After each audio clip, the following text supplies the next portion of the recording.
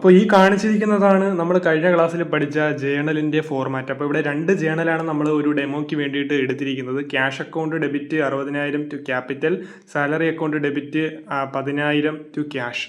അപ്പോൾ ഇത് രണ്ടെണ്ണം വെച്ചിട്ട് നമ്മൾ എന്ത് ചെയ്യാൻ വേണ്ടി പോകുന്നു? ലെഡ്ജർ പ്രിപ്പയർ ചെയ്യാൻ വേണ്ടി പോകുന്നു. അപ്പോൾ ഇതിൽ നിന്നും നമ്മൾ മനസ്സിലാക്കേണ്ട ഒരു കാര്യം, ഇവിടെ ക്യാഷ് അക്കൗണ്ടിന് ഡെബിറ്റ് ചെയ്തിരിക്കുന്നു. അതായത് ഇവിടെ 60,000 നമ്മൾ ഡെബിറ്റ് ചെയ്തു, അതായത് നമ്മുടെ ബിസിനസ്സിലോട്ട് 60,000 വന്നു. പിന്നീട് രണ്ടാമത്തെ എൻട്രി നോക്കുമ്പോൾ ക്യാഷ് അക്കൗണ്ടിനെ ക്രെഡിറ്റ് ചെയ്തിരിക്കുന്നു, അതായത് ക്യാഷ് അവിടെ കുറഞ്ഞു. എത്രയാണ് ക്രെഡിറ്റ് ചെയ്തിരിക്കുന്നത്? 10,000 ക്രെഡിറ്റ് ചെയ്തു. അപ്പോൾ 60,000-ൽ നിന്നും 10,000 കുറയ്ക്കുമ്പോൾ നമ്മൾക്ക് എത്ര കിട്ടി? 50,000 കിട്ടി. അതായത് ക്യാഷിൻ്റെ ബാലൻസ് നമുക്ക് മനസ്സിലായി എത്രയാണ്? 50,000 ആണ്. അപ്പോൾ ഇത് രണ്ട് എൻട്രി മാത്രമേ ഉള്ളൂ, അതുകൊണ്ട് നമുക്ക് ഈസി ആയിട്ട് ഇത് കണ്ടെത്താനായിട്ട് സാധിച്ചു. പക്ഷേ ഇവിടെ ഒരുപാട് എൻട്രീസ്, 100-ൽ കൂടുതൽ എൻട്രീസ് ഉണ്ടെങ്കിൽ നമുക്ക് ഇതേപോലെ കണ്ടെത്തുന്നത് വളരെ ബുദ്ധിമുട്ടുള്ള ഒരു കാര്യമാണ്. അതുകൊണ്ട് നമ്മൾ എന്ത് ചെയ്യും? ഓരോ അക്കൗണ്ടിന് വേണ്ടിയിട്ട് നമ്മൾ സെപ്പറേറ്റ് ആയിട്ട് ലെഡ്ജർ മെയിൻറ്റെയിൻ ചെയ്യണം.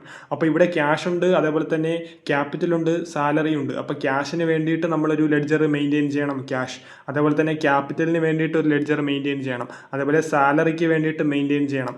വീണ്ടും ഒരു ക്യാഷ് ഉണ്ട്, അത് നമ്മൾ എന്താണ് ആദ്യം എടുത്ത ക്യാഷ് അക്കൗണ്ടിൽ തന്നെയാണ് ഇത് കാണിക്കുന്നത്. അപ്പോൾ നമുക്ക് ഓരോന്നിൻ്റെയും ബാലൻസ്, ക്യാഷിൻ്റെ ബാലൻസ്, ക്യാപിറ്റലിൻ്റെ ബാലൻസ്, സാലറിയുടെ ബാലൻസ് നമുക്ക് എന്ത് ചെയ്യാനായിട്ട് സാധിക്കും? കണ്ടെത്താനായിട്ട് സാധിക്കും. അപ്പോൾ എങ്ങനെയാണ് പ്രിപ്പയർ ചെയ്യുന്നത് എന്ന് നമുക്ക് നോക്കാം. അപ്പോൾ ഇവിടെ കാണിച്ചിരിക്കുന്നതാണ് ലെഡ്ജറിൻ്റെ ഒരു സാമ്പിൾ ഫോർമാറ്റ്. അപ്പോൾ ഇവിടെ ഒരു ഡെബിറ്റ് സൈഡുമുണ്ട്, ഒരു ക്രെഡിറ്റ് സൈഡുമുണ്ട്. മുകളിൽ ക്യാഷ് അക്കൗണ്ട് എന്ന് ഞാൻ കാണിച്ചു.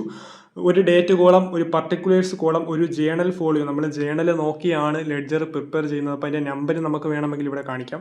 ഒരു എമൗണ്ട് കോളം, ഇതേപോലെ തന്നെ date, particular, journal folio, amount column തന്നെയാണ് ക്രെഡിറ്റ് സൈഡിലും കാണിച്ചിരിക്കുന്നത്. അപ്പോൾ ഇത് കാണിച്ചിരിക്കുന്നത് ഈ ഒരു 2 എന്ന് കാണിച്ചിരിക്കുന്നത് ഡെബിറ്റ് സൈഡും, അതേപോലെ തന്നെ ക്രെഡിറ്റ് സൈഡിൽ കാണിച്ചിരിക്കുന്നത് ബൈ എന്നുമാണ്. അപ്പോൾ നമ്മൾ ജേണൽ എഴുതുമ്പോഴും അങ്ങനെ തന്നെയാണ് എഴുതുന്നത്. Cash account debit 60,000 to capital 60,000. ഈ ക്യാഷ് അക്കൗണ്ട് എന്ന് പറഞ്ഞാൽ എന്താണ്? By cash account debit 60,000 to capital 60,000. അതേപോലെ തന്നെ ഇതും by salary account debit to cash account credit എന്നാണ് മനസ്സിലാക്കേണ്ടത്. അപ്പോൾ ക്യാഷ് അക്കൗണ്ട് നമ്മൾ വരയ്ക്കുമ്പോൾ നമ്മൾ മനസ്സിലാക്കേണ്ട പ്രധാനപ്പെട്ട ഒരു കാര്യം, ഈ പർട്ടിക്കുലേഴ്സ് കോളത്തിൽ എന്ത് വരത്തില്ല?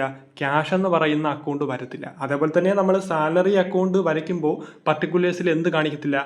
സാലറി എന്നും പറഞ്ഞ് കാണിക്കത്തില്ല. ക്യാപിറ്റൽ അക്കൗണ്ട് വരയ്ക്കുമ്പോൾ ക്യാപിറ്റൽ ലെഡ്ജറിൽ പർട്ടിക്കുലേഴ്സിൽ എന്തെന്ന് പറഞ്ഞ് കാണിക്കത്തില്ല? ക്യാപിറ്റൽ കാണിക്കത്തില്ല.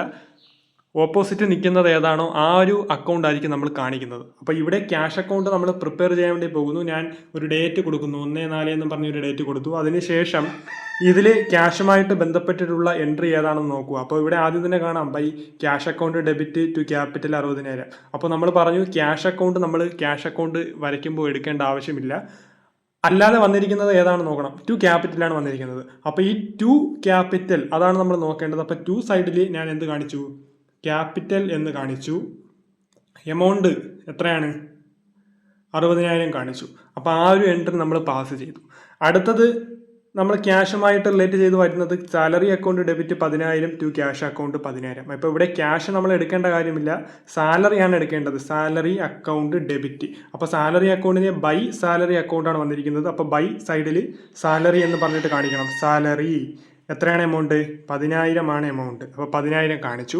അതിനുശേഷം വേറെ എൻട്രീസ് ഒന്നും നമുക്ക് ചെയ്യാനായിട്ടില്ല. അപ്പോൾ ഇത് ബാലൻസ് ചെയ്യാൻ വേണ്ടി പോകുന്നു. രണ്ട് സൈഡിലും ഞാനൊരു വര ഇങ്ങനെ കൊടുത്തു. ബാലൻസ് ചെയ്യുന്നതിന് വേണ്ടിയിട്ട് ഒരു വര ജസ്റ്റ് കൊടുത്തു. അതിനുശേഷം ഈ രണ്ട് കോളത്തിൽ ഏതാണ് വലിയ എമൗണ്ട് എന്ന് നമ്മൾ നോക്കണം. ഇവിടെ 60,000, ഇവിടെ 10,000. അപ്പോൾ വലിയ എമൗണ്ട് ഏതായിരിക്കും?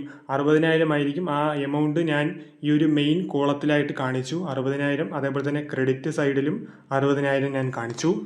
ഇനി ഈ 60,000-ൽ നിന്നും 10,000 നമ്മൾ കുറയ്ക്കുക. അപ്പോൾ നമുക്ക് എത്ര കിട്ടി? 50,000 കിട്ടി. ആ 50,000 എവിടെയാണോ കുറവുള്ളത്, അപ്പോൾ 10,000 എന്ന് പറയുന്ന ഈ ഒരു സൈഡിലായിരിക്കും കുറവുള്ളത്. ആ സൈഡിൽ ഞാൻ എന്ത് കാണിച്ചു? 50,000 കാണിച്ചു. അതിനുശേഷം ഈ 50,000 ഞാൻ എന്ത് ചെയ്യാൻ വേണ്ടി പോകുന്നു? ക്ലോസ് ചെയ്യാൻ വേണ്ടി പോകുന്നു. അതിന് വേണ്ടിയിട്ട് ബാലൻസ് ക്യാരി ഡൗൺ എന്ന് കാണിച്ച് ക്ലോസ് ചെയ്തു. അതായത് ഈ 80,000-ഉം 10,000 കൂട്ടുമ്പോൾ നമുക്ക് എത്ര കിട്ടി? 60,000 കിട്ടി. ഇനി അടുത്ത ദിവസത്തിലേക്ക് ഈ 2/4 എന്ന് പറഞ്ഞിട്ട് ഞാൻ എന്ത് ചെയ്തു? അടുത്ത മാസത്തിലേക്ക് ഇത് ഓപ്പൺ ചെയ്യാൻ വേണ്ടി പോകുന്നു 50,000. അതിന് വേണ്ടിയിട്ട് ബാലൻസ് ബ്രോഡ് ഡൗൺ എന്ന് കാണിച്ചിട്ട് 50,000 ഞാനിവിടെ കാണിച്ചു. 50,000 രൂപ നമ്മുടെ കയ്യിലിപ്പോൾ അടുത്ത ദിവസത്തേക്ക് നമ്മൾ ഓപ്പൺ ചെയ്ത് വെച്ചിട്ടുണ്ട്. ഇതേപോലെ തന്നെയാണ് നമ്മൾ സാലറി അക്കൗണ്ടും നമ്മൾ ചെയ്യുന്നത്. അപ്പോൾ സാലറി അക്കൗണ്ട് എടുക്കുമ്പോൾ ഇവിടെ നോക്കുക, സാലറിയുമായി ബന്ധപ്പെട്ട് വന്നിട്ടുള്ള എൻട്രി ഏതാണ്. അപ്പോൾ ഇവിടെ salary account debit to cash account credit.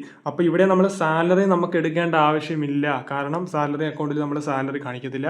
അപ്പോൾ ഇവിടെ ക്യാഷ് ആണ് നമ്മൾ എടുക്കേണ്ടത്. ടു ക്യാഷ് എന്നാണ് കൊടുത്തിരിക്കുന്നത്. അപ്പോൾ ഇതാണ് ടു സൈഡ് എന്ന് പറയുന്നത്.